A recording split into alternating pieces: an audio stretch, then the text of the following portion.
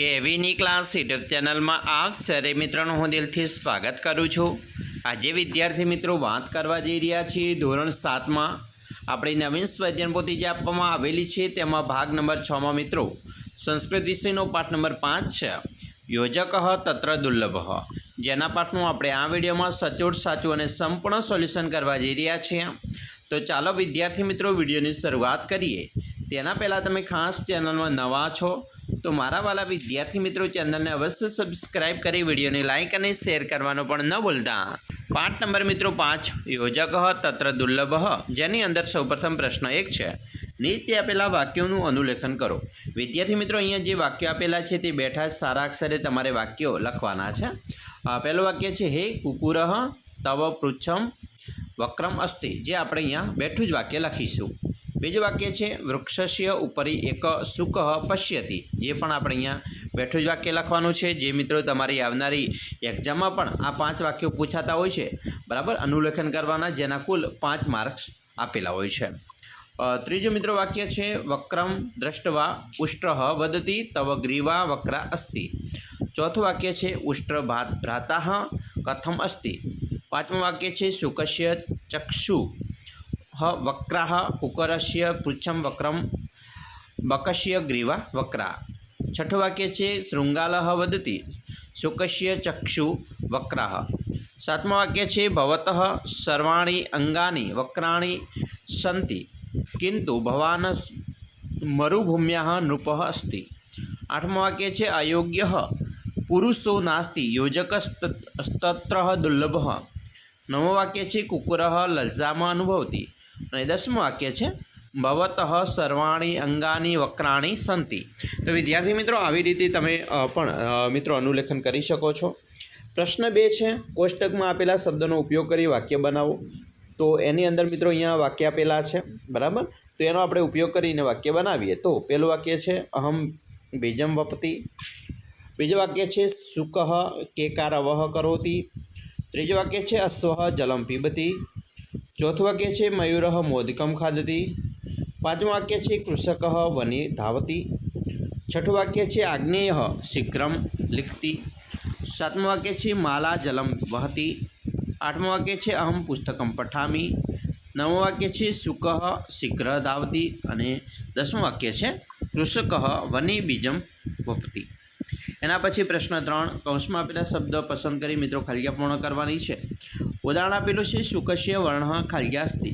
તો શુકસ્ય વર્ણ હરિતઃ અસ્તિ, તો આપણે અહીંયા હરિતઃ ખાલિયામાં ફરી પૂર્ણ કરી અને વાક્ય ફરીથી લખવાનું છે।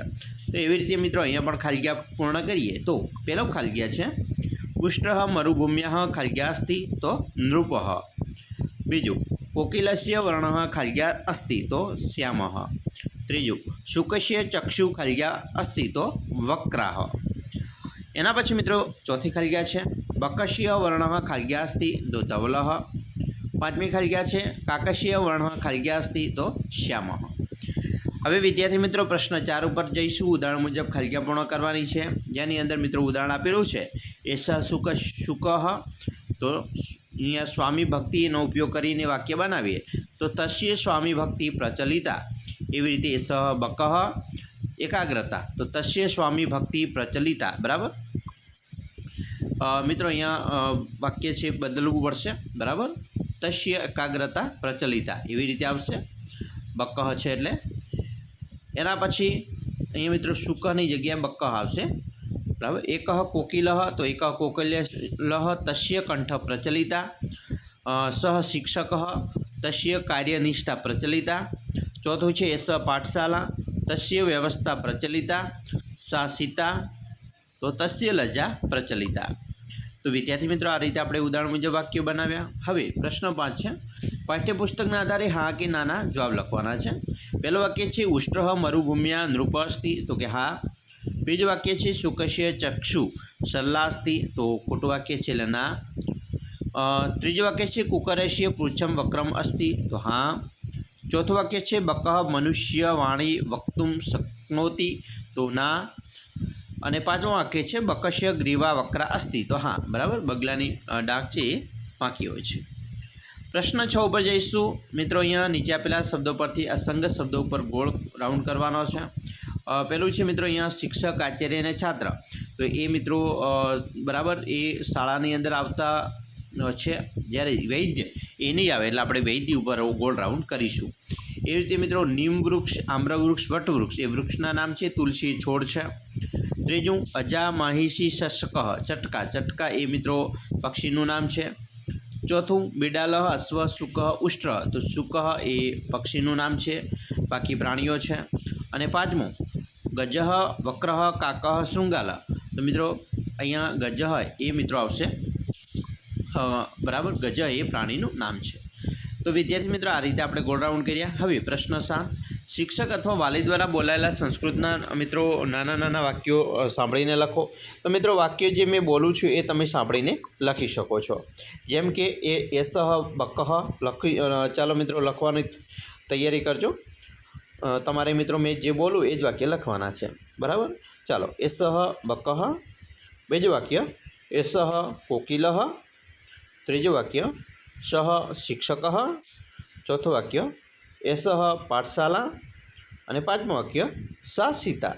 તો આવી રીતે વિદ્યાર્થી મિત્રો હવે તમે જે વાક્યો લખ્યા છે એ તમે જાતે પણ ચેક કરી શકો છો અહીંયા જોઈને. પ્રશ્ન નંબર 8 છે, ઉદાહરણ અનુસાર મિત્રો વાક્ય બનાવવાના છે. ઉદાહરણ છે શાખા મૃગ શાખાયામ અટતી. બરાબર, એ રીતે ઉષ્ટ્ર મરુભૂમ્યા નૃપ અસ્તિ. સિંહ ખાલ્ગ્યા ગચ્છતિ, તો વન્નમનું જ થશે વને. એવી રીતે મિત્રો આગળ જોઈએ વાક્ય બનાવીશું. કુકરસ્ય પુચ્છમ વક્રમસ્તિ, તો શુકસ્ય ચચ્ચુ વક્રમસ્તિ. ઉષ્ટ્ર સ્વભાવેન વક્રસ્તિ, તો કુકુર સ્વામી ભક્તિ પ્રચલિતા. શુક લજ્જામ અનુભવતી, તો શૃંગાલ ક્ષુબ્ધા અનુભવતી.